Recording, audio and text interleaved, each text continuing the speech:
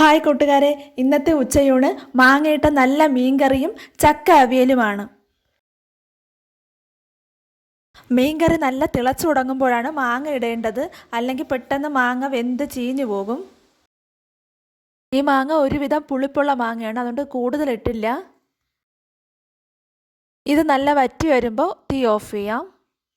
അടുത്ത് ചക്ക അവിയലാണ്.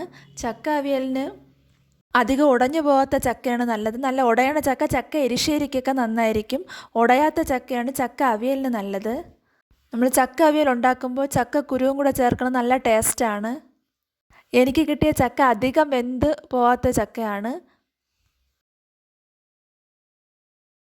ഉച്ചയ്ക്ക് ഇതുപോലത്തെ നാടൻ ഊണാണ് എനിക്കിഷ്ടം. ചക്കയൊക്കെ കിട്ടുമ്പോൾ ഇതുപോലെ ഒന്ന് വെച്ച് നോക്കണം. ചക്ക അവിയൽ നല്ല ടേസ്റ്റാണ്.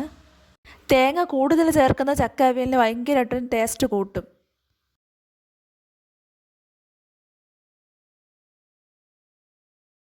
അങ്ങനെ ഉച്ചയൂണ് അടിപൊളിയായിട്ട് കഴിച്ചു. ആദ്യമായിട്ടാണ് ഈ ചാനൽ കാണുന്നതെങ്കിൽ സബ്സ്ക്രൈബ് ചെയ്യണേ, സപ്പോർട്ട് ചെയ്യണേ.